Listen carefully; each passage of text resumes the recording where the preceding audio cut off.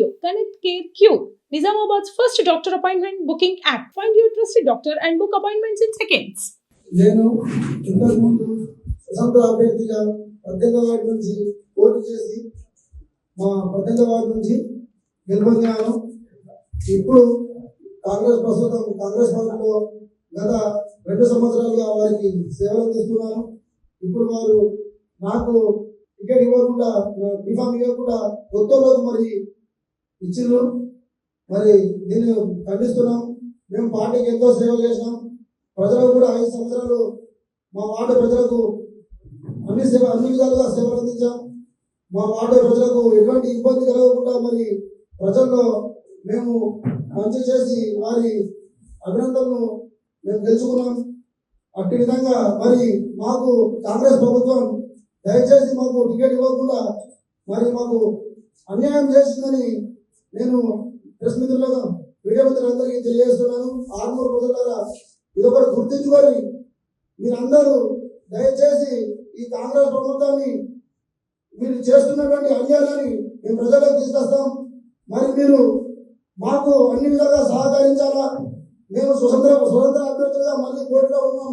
మమ్మల్ని దయచేసి మా ప్రజాసేవని గుర్తించి మేము చేసిన సేవలను మీరు గుర్తించి మాకు అండగా ఉండాలని మేము కోరుతున్నాం.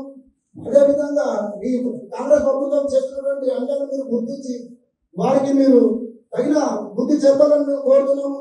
దయచేసి మాకు మీరు అండగా ఉండాలి. మేము నమ్ముకున్నందుకు మాకు చాలా అన్యాయం చేసిండ్రు.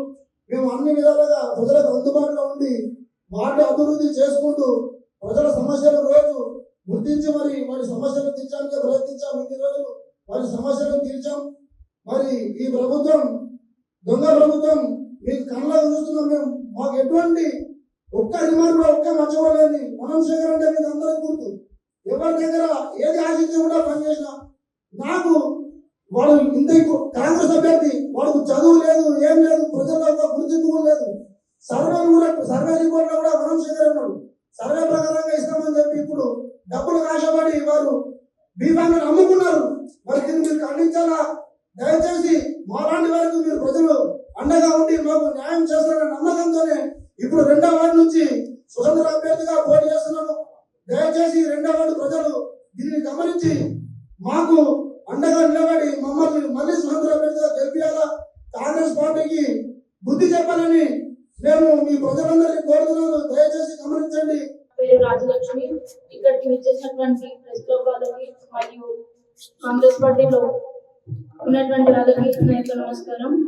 సో ఈరోజు మీడియా ముందుకు రావడానికి గల కారణం ఏంటి అంటే గత కొన్నేళ్లుగా పార్టీని నమ్ముకున్నటువంటి వాళ్ళకి ఈరోజు ఆర్మూర్ నియోజకవర్గ ఇన్ఛార్జ్ వినయ్ రెడ్డి గారు ఎవరికి కూడా టికెట్ ఇవ్వడం జరగడం లేదు. ఎవరికి ఏ ఒక్కరికి కూడా టికెట్ ఇవ్వలేదు.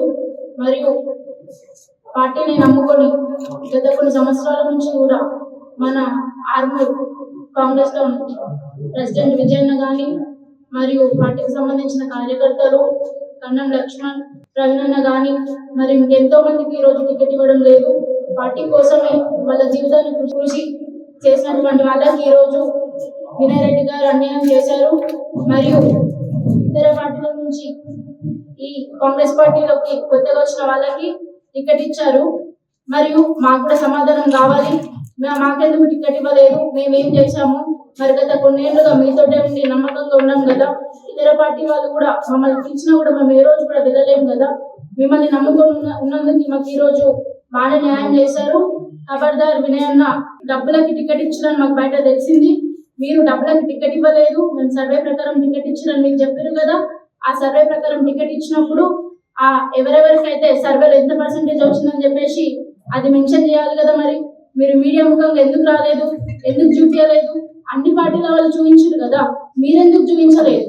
గల కారణాలు ఏంటి? 3 రోజుల కింద మహేష్ అన్న గారికి కూడా కాల్ చేయడం జరిగింది. అన్నగారు కూడా సర్వే ప్రకారం ఇస్తామని చెప్పారు. మరియు విజయన్న గాని, లక్ష్మణన్న గాని, ప్రవీణన్న గాని ఇంకెందరో వ్యక్తులకి కూడా ఆ పార్టీ అన్యాయం చేయడం జరిగింది. దీనికి గల కారణాలు ఏంటో మీరు కూడా మీడియా ముఖంగా వచ్చి తెలియజేయాలని కోరుకుంటున్నాను. మరియు ఇప్పటికీ కూడా మేము ఒకటే చెప్తున్నాం, ఇండిపెండెంట్ గా పోటీ చేసినా గానీ పార్టీకి వ్యతిరేకం కాదు, ఎవరికి వ్యతిరేకం కాదు. మేము మరి గెలిచి చూపిస్తాం. కాబట్టి వినయ్ అన్న ఇంకొకసారి కనుక పార్టీని నమ్ముకున్న వాళ్ళకి ఎక్కడ అన్యాయం జరుగుతుందని తెలిస్తే ఇక్కడ ఎవరెవరికైతే అన్యాయం జరిగిందో వాళ్ళందరూ వచ్చి మేము ఇక్కడ మాట్లాడతాం. మేము ఇండిపెండెంట్ గా గెలిచి చూపిస్తాం. గెలిచినాక కూడా మీరు మాకు ఏదైతే ఓటమి చూపించారో దానికి మా గెలుపుతోనే మీకు సమాధానం చెప్తాం. మరియు ఈ ఎలక్షన్స్ ముగిసిన తర్వాత దీన్ని రేవంత్ రెడ్డి గారి దృష్టికి కూడా తీసుకెళ్తాం. ఎందుకంటే మిమ్మల్ని నమ్మి పార్టీ బాధ్యతలు అప్పగించిన వ్యక్తి, అలాంటిది పార్టీని నమ్ముకున్న వాళ్ళకి మీరు ఈ రోజు ఇలా చేయడం కరెక్ట్ కాదు. మిమ్మల్ని నమ్మి మేమందరం పార్టీని బలపరచడం జరిగింది. అలాంటి మాకు మీరు చేసిన అన్యాయాన్ని గుర్తుపెట్టుకొని మా గెలుపుతో సమాధానం చెప్తాం.